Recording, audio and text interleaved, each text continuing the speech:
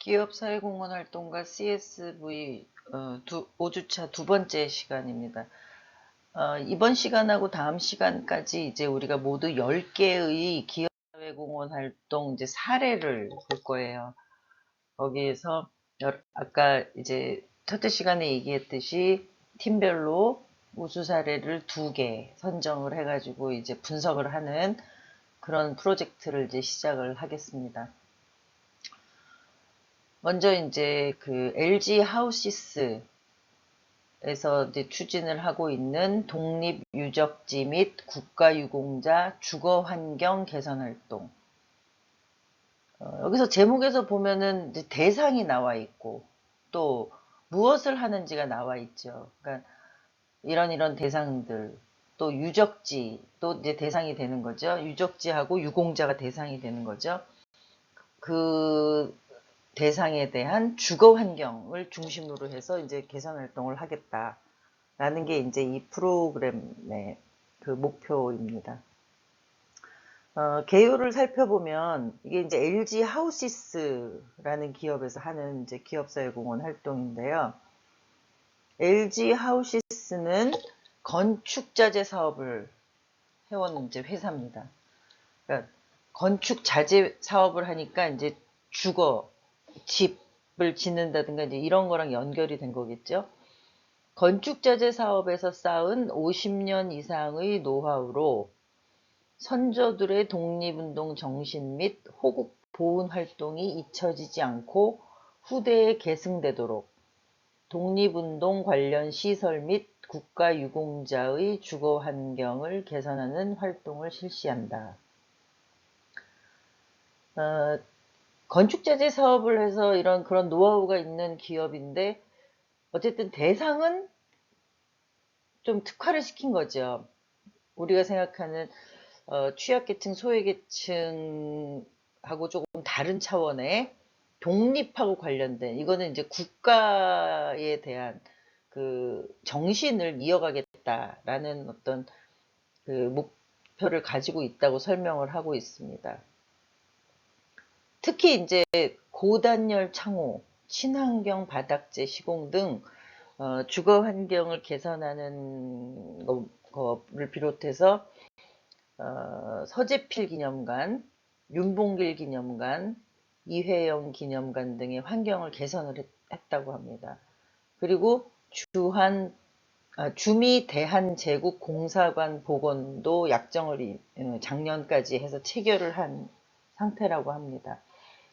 앞에서 말씀드린 대로 우리가 이제 앞으로 살펴볼 기업 사회공헌 활동의 사례는 한국사회복지협의회가 발간한 2019년 사회공헌 백서의 이제 우수사례 프로그램으로 이제 정리가 된 그런 내용들을 중심으로 살펴보는 건데요.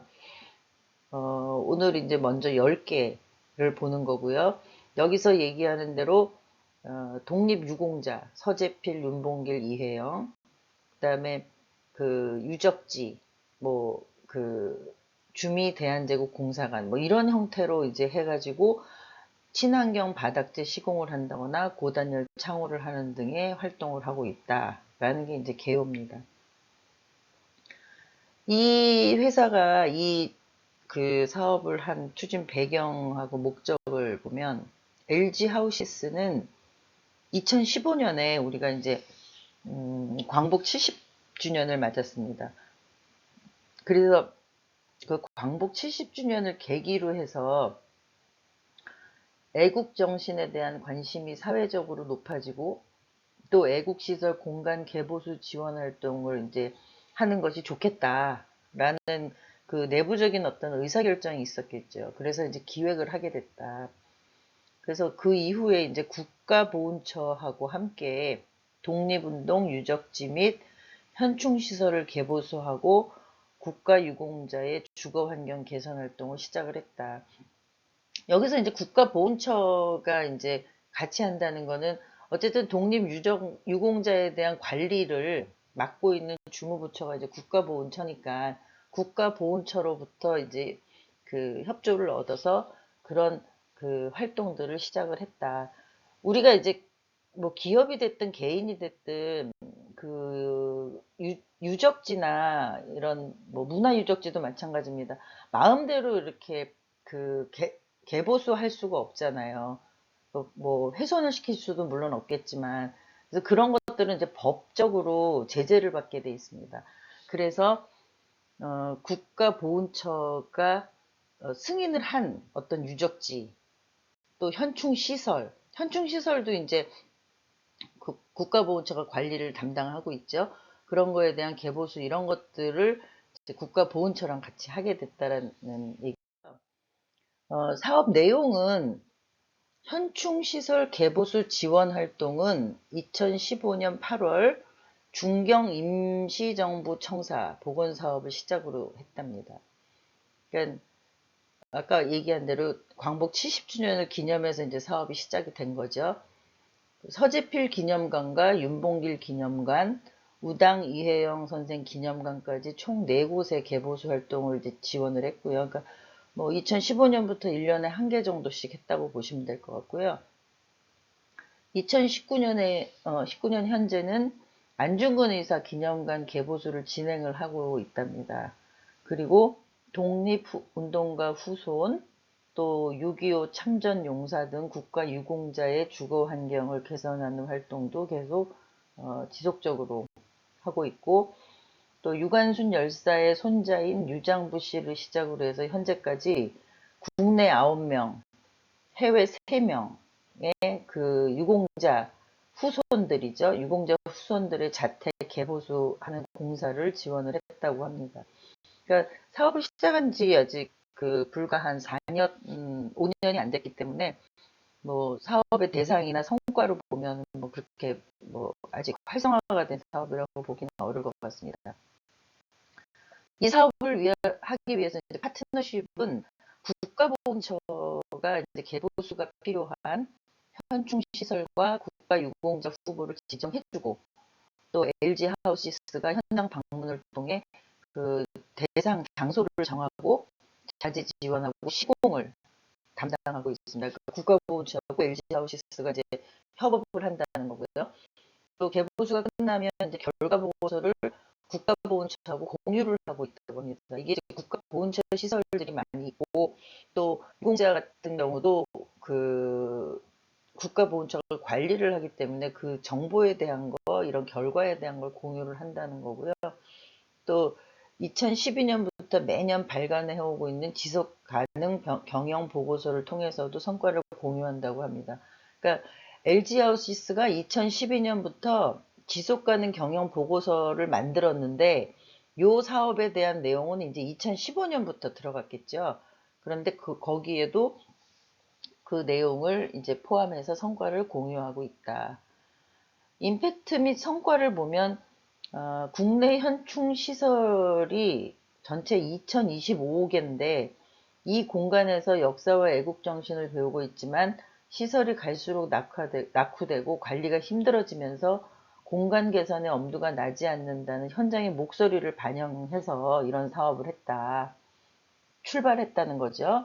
그리고 이러한 불편함을 함께 고민하고 해결하고자 이제 LG 하우시스가 독립 유적지 및 국가 유공자의 주거 환경 개선 활동을 이제 하게 됐다라는 거고요. 국가 유공자 중에서 어려운 환경 속에서 생활하는 이들은 이제 집을 리모델링 하고 싶어도 이제 못 하잖아요. 비용 문제라든가 공사에 대한 부담 등이 있어서. 그런데 그런 부분을 이제 해결해주는 그런 성과가 있다라는 이제 보고 내용이 있습니다. 두 번째는 이제 나눔 빌리지입니다. 제목에서 보면은 뭐 뭔가 나누는 마을을 뭐 조성을 했나 봐요. 삼성전자는 이윤과 주주가치 극대화를 통한 경제적 가치하고 글로벌 시민으로서의 시티즌십, 기업 시민이죠. 강화에 따른 사회적 가치를 결합한 통합적 가치 창출을 목표로 사회공헌 활동을 추진하고 있었대요. 근데 삼성전자의 사회공헌의 중점 사항은 글로벌 사회 현안을 반영한 글로벌 사회공헌 프로그램을 발굴하고 그 세상에 이제 긍정적인 변화를 이끌어내는 것인데, 이런 개념을 가지고 출발한 나눔 빌리지라는 사업인데, 여러분들이 생각할 때 이렇게 그 아주 작은 변화보다는 그 글로벌한 생각을 가지고 있다라는 차원에서 보면, 삼성전자라는 회사는 글로벌 기업으로서의 어떤 그 사회적인 가치 실현 역할을 하려고 하는 그런 노력이 이제 보이는 것이죠. 그러니까 국내에서의 사업도 중요하지만 삼성전자가 결국 그 이익을 창출하는 지역이 사실 대한민국뿐만 아니라 전 세계잖아요. 그러니까 이런 그 글로벌 기업으로서의 위상을 가지고 사회적 가치를 만들어내고 실현하려면 어쨌든 대한민국 안에서만 사회공헌을 할 수 없다라는 이러한 그 이제 그 어려움에 부딪히는 거죠. 그래서 삼성전자 같은 글로벌 기업들은 국내뿐만 아니라 이제 국제적인 활동, 이런 거에 사회공헌 활동을 이제 확장해서 하는 그런 그 부분들이 굉장히 많습니다. 물론 이제 세부적으로 보면 국내 활동들도 많이 하고 있는데, 여기에서 얘기하는 이제 그 저기 대표적인 어떤 그 우수 사례라고 하는 부분에서 이제 삼성전자가 나눔 빌리지라는 사업을 이제 설명을 하고 있습니다. 근데 그 배경 및 목적은 유엔의 지속가능 발전 목표. 우리가 첫째 시간에 배웠었죠. SDGs. 빈곤부터 시작해서 이제 쭉 지역개발, 뭐 의료, 환경 이렇게 있는 그런 다양한 영역의 사회적 이슈를 해결해야 할 목적으로 프로그램이 기획됐습니다. 그러니까 삼성전자의 위상은 글로벌 기업으로서 어떤 한 가지 문제가 아니라 다양한 UN 지속 가능 발전 목표의 방향에 맞춰서 프로그램을 기획해야만 그 어떤 그 글로벌 기업으로서의 그 면모를 갖춘다, 이렇게 생각을 하고 있는 것이죠. 그래서 사회공헌에서도 그런 목표에 맞춰서 이제 기획을 하고 있고요. 이 나눔 빌리지는 글로벌한 낙후 지역을 대상으로 기본적인 생활에 필요한 종합적 인프라를 제공하는 사업이고요. 단순하게 자선이나 기부가 아닌 낙후 지역의 주민들의 실제적인 삶을 바꿔주는, 그리고 특히 경제적 자립에 기여하는 것이 목적이라고 하고 있습니다. 그러면 이제 이 목적 달성을 위해서 어떻게 했는지 이제 살펴보겠습니다. 나눔 빌리지는 저소득 국가의 마을 형태로 의료, 교육, 생활 편의 시설을 만들어주고요. 빈곤과 질병 문제부터 이제 해소를 해서 경제적 자립까지 돕는 프로그램으로, 아까 그 SDGs의 그 전체적인 그 내용 중에서 이제 항목들을, 여러 가지 항목을 복합적으로 실행하는 그런 프로그램이죠. 2013년도 10월에 베트남을 시작으로 해서 인도, 남아공, 아르헨티나 등지 이제 나눔 빌리지 프로젝트를 진행을 했다고 합니다. 그래서 각 지역에 의료시설과 학교, 또 지역 주민센터를 갖춘 디지털 빌리지를 세워서 사회적 인프라를 개선하는 것을 이제 가장 우선적인 어떤 활동으로 그 얘기를 하고 있고요. 베트남 나눔 빌리지로 선정된 그 마을은 유치원, 초등학교, 중학교, 그다음에 커뮤니티 센터, 우리로 치면 주민센터 같은 거죠. 그런 커뮤니티 센터까지 모든 기반 시설이 프로젝트 대상으로 마을 내에 그 만들어지고요. 또 보건, 교육, 생활체육, 문화 등을 담당하는 공공시설까지를 포함해서 그 지역을, 한 마을을 바꿔주는 것이죠.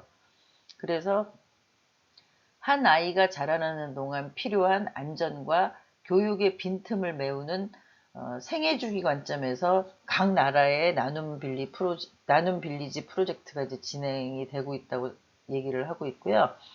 여기에 이제 파트너십은 각 나라별로 전문성이 있는 현지 파트너 기관을 선정한다고 합니다. 그러니까 국내에 있는 파트너의 그 해외 지부를 할 수도 있고요. 또 뭐 코이카나 이런 어떤 공공기관의 도움을 받을 수도 있지만 어쨌든 그 해당 국가의 가장 전문성이 있는 현지 파트너 기관을 선정한다라는 게 이제 주요점이고요. 임팩트 및 성과를 보면 2015년부터 16년까지 그 베트남 등 그 나크 지역에 12개소의 마을을, 그 2년 동안에 이제 12개니까 굉장히 집중적으로 빨리 이제 많이 한 것 같고요.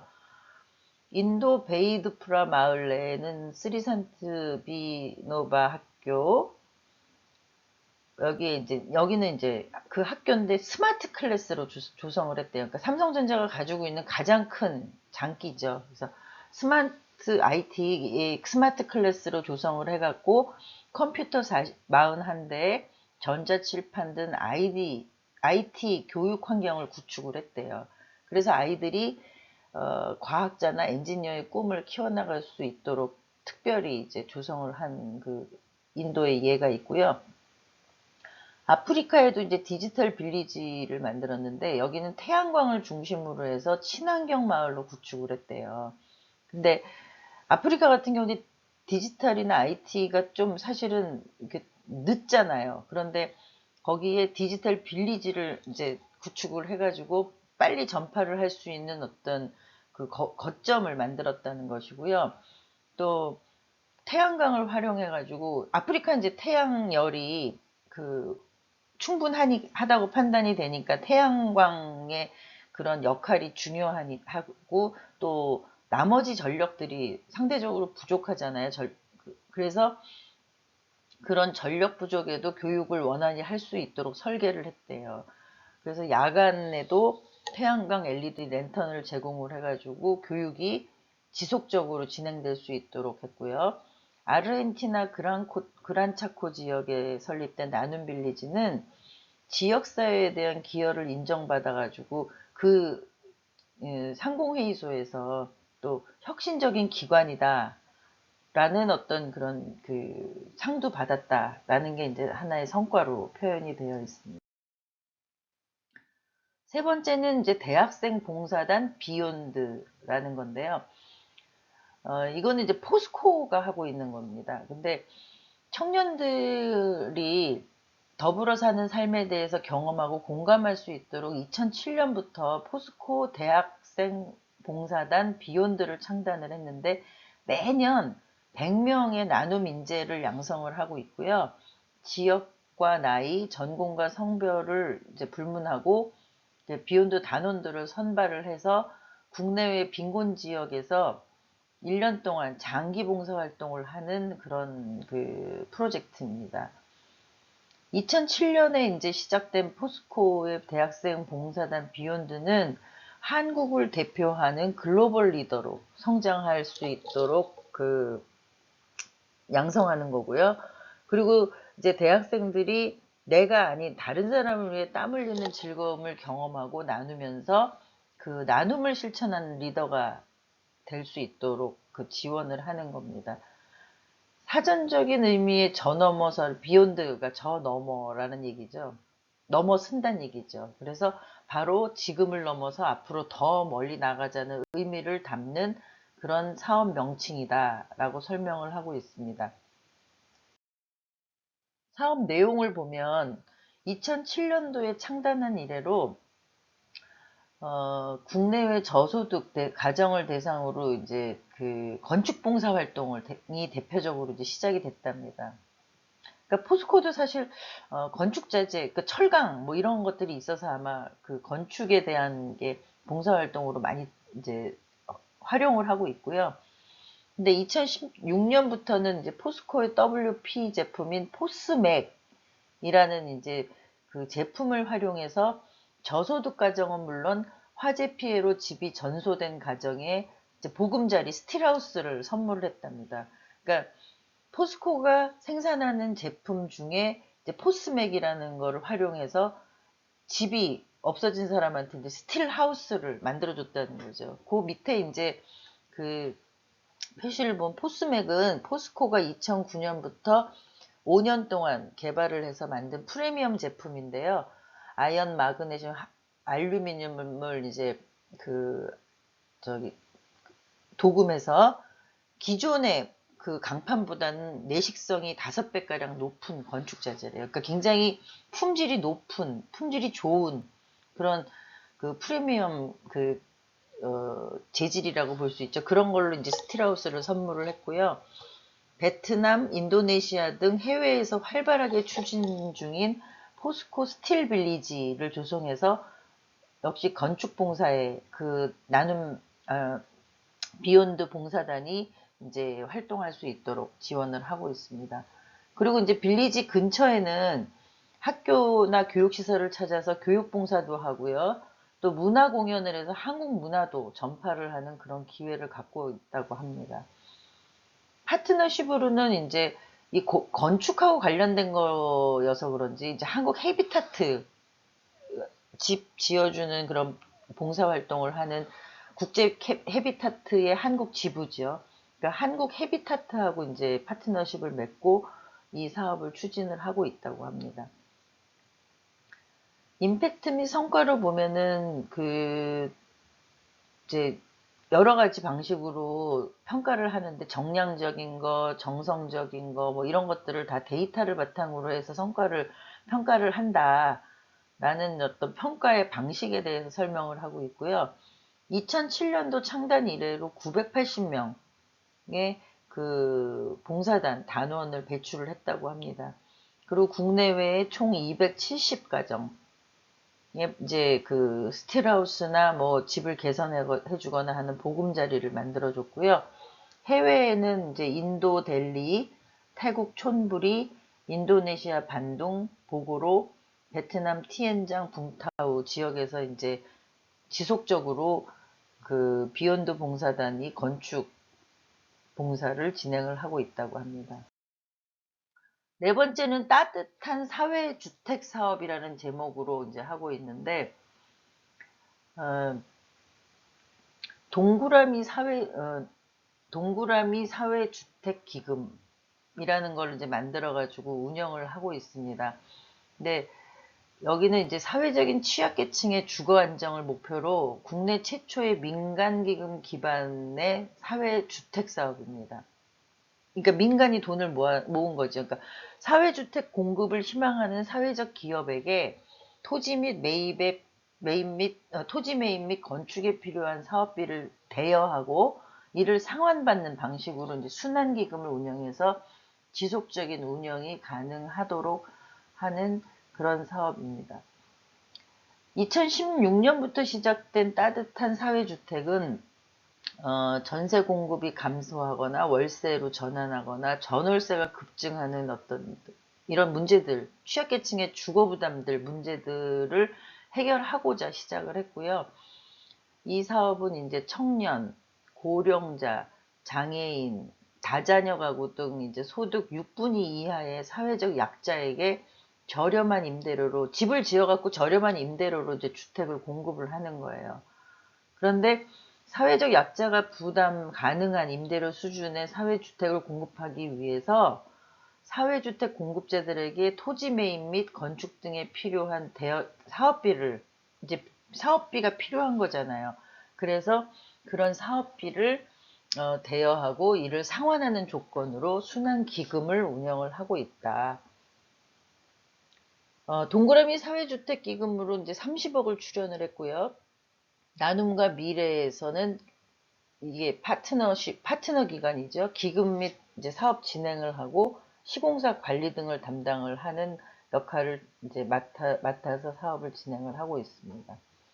임팩트 및 성과로는 청년층의 주거 문제를 해결하는 데 기여하고 연간 지원한 세대수를 통해 성과를 측정한다. 라고 이제 설명을 하고 있습니다. 사랑의 에너지 나눔 사업인데요.